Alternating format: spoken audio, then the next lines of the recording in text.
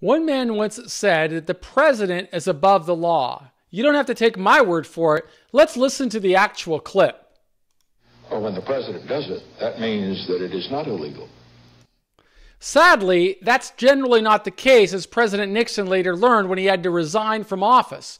Well, today's headlines are all about what's going on with our former president, Trump, and the Trump Organization, when it says the New York State Attorney General has criminally probed President Trump's organization and his organization at least since March, adding to the ex-president's legal woes.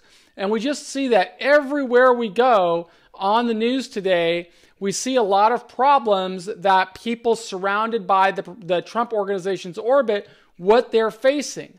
And I encourage people to not only look through all of these articles, but start questioning, well, what should this person be doing, or what should anybody be doing if they're facing a challenge with the criminal justice system? The one thing that somebody doesn't want to do is bury their head in the sand and think that things are going to blow over. Every individual that it becomes the target of a criminal investigation has to begin thinking about what can they do. Now, ideally, you want to start thinking about that type of, you want to start having that type of a mental questioning going on long before a person is ever a target. And that's why we've launched compliance mitigation, to kind of help people understand how easily decisions made during the course of business can result in a criminal problem. But if you've got a criminal problem, that's why we have prison professors, where there's an abundance of information here to help any individual that is facing a challenge with the law. And of course, all of this, you can just scroll down here to our services menu and look at our consulting information, and you will see all types of great information to help anybody who is facing a challenge with the criminal justice system. I think, and I don't remember exactly, but I think it's called Thank You. Thank You. Let's see if that comes up. Yes. So here is a thank you page with all kinds of information, but that's really not the one that I wanted to share with people who are facing challenges. If you go to our YouTube channel and you click on the banner right here, you can see not what we say is important. Prison Professors really appreciates you for visiting. I don't want to hear we that produce nonsense. Content every day to try and help people prepare for sentence.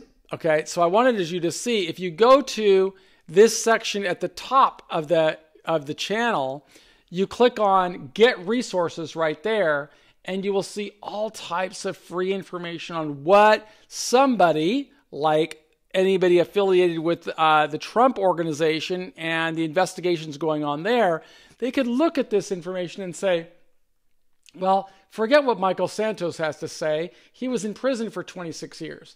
I don't know if you don't think that I learned a lot while being in prison for 26 years, but that's not really relevant. What you can do is look at all these free resources and make your own decision. What's important for you to do if you've been targeted or if you've faced a government investigation? And I'm scrolling through here because I think this is where you'll see interviews and information about work that we've done with U.S. attorneys who've talked to us. But this is really what I wanted to show you, right? You don't have to listen to what I say. You can listen to what a federal judge says Michael, about. I just want to say that the feeling is mutual. He's talking about what I do, but I want you to see, confirms what he wants to hear from defendants. Let's just take a look at this. And if the individual really wanted to take advantage of that wisdom that you just provided, would it behoove him to begin crafting that narrative and writing that narrative even before he has the pre-sentence investigation report, so he can communicate that to the probation officer, thereby giving the judiciary an opportunity to review even before elocution and maybe test the theories that the defendant is offering at the pre-sentence investigation report? Well, that's one of the best ideas I've ever heard. And the reason why I hadn't thought of it is I'm not sure I've ever seen it.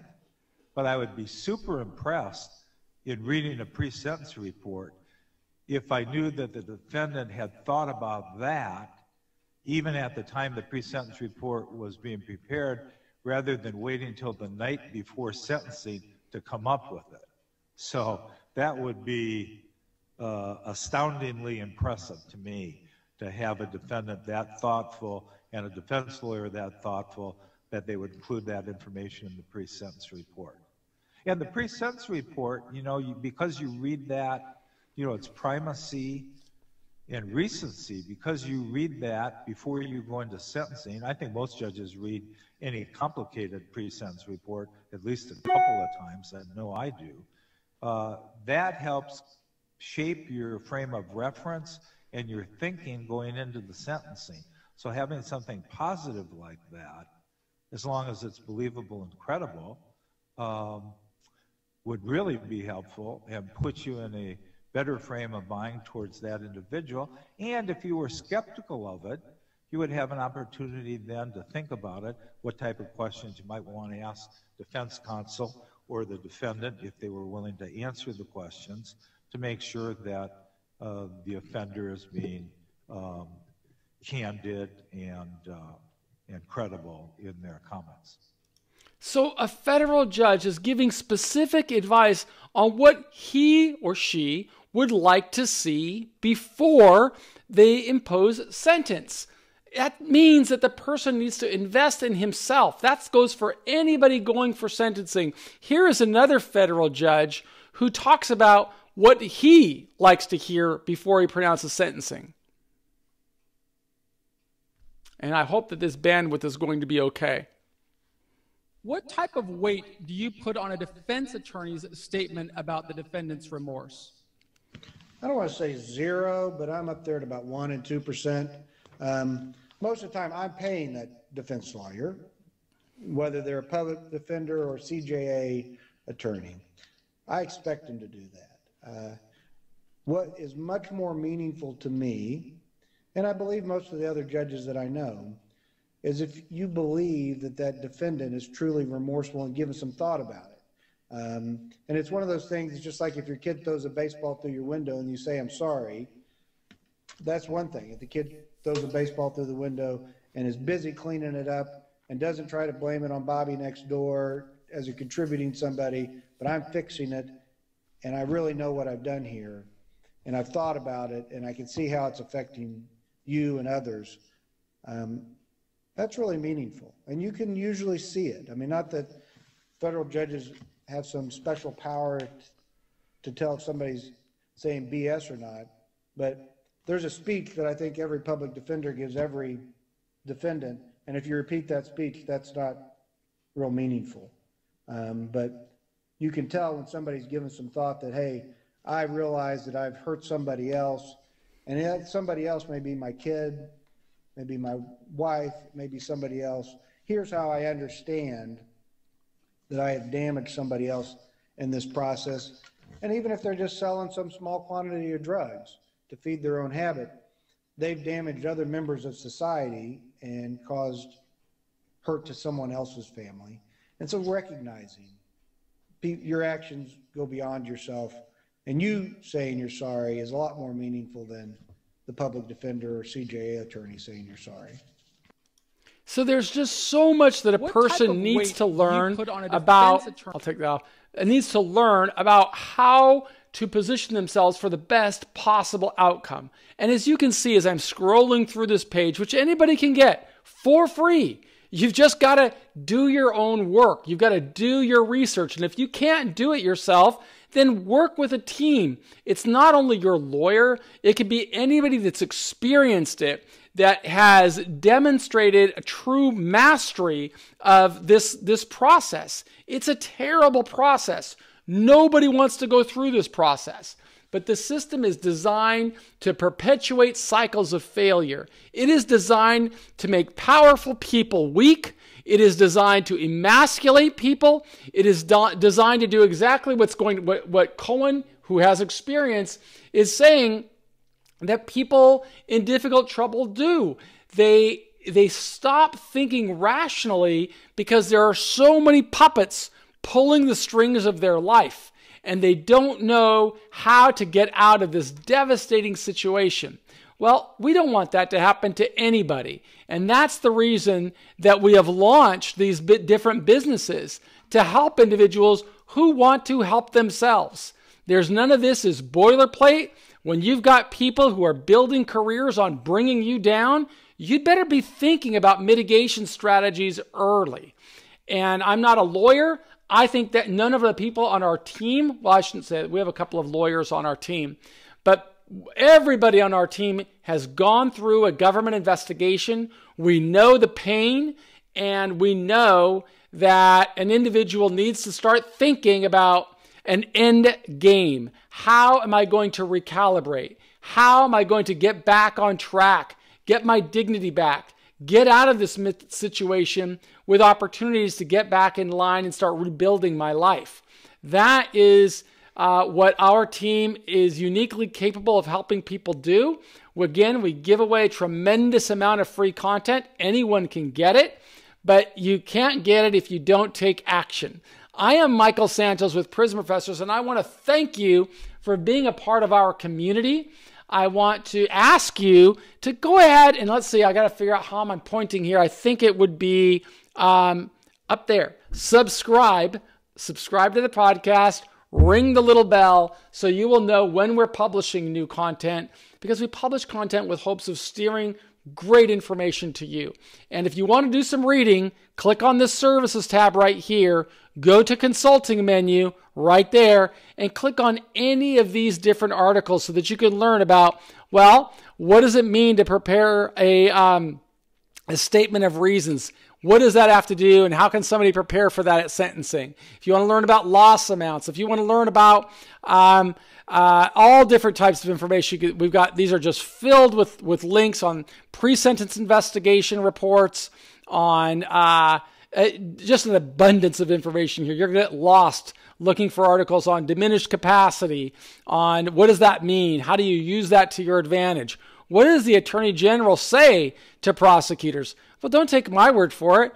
Read it yourself. It's right here, okay? They're telling you, charge the most serious offense possible.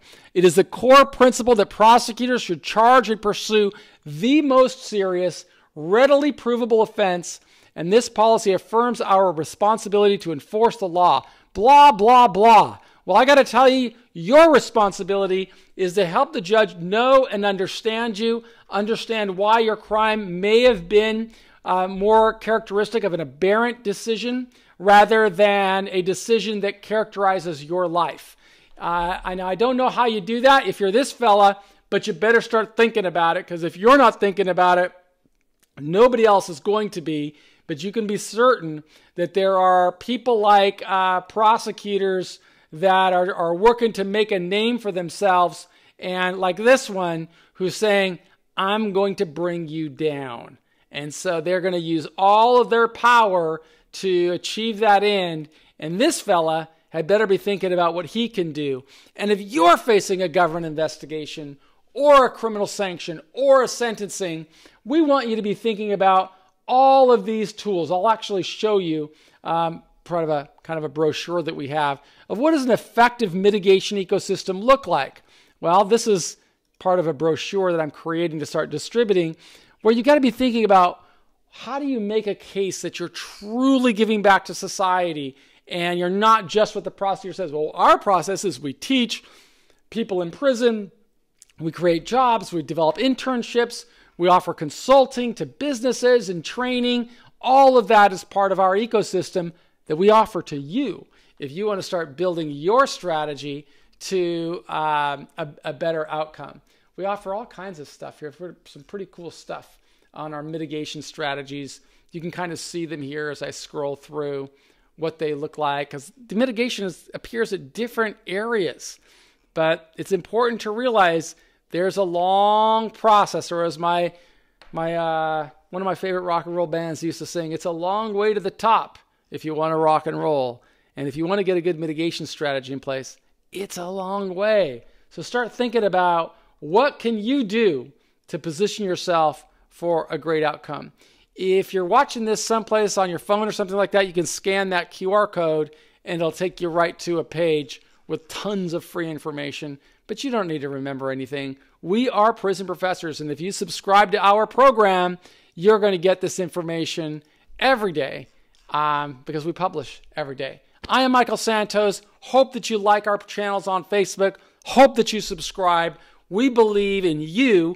We believe that you can become something more than what prosecutors or investigators are trying to say. How do we know? Because we did it. In fact, our motto is, we did the time, so you don't have to. We hope that you'll become a member of our team. Subscribe, like us, and thanks again for being a part of our community.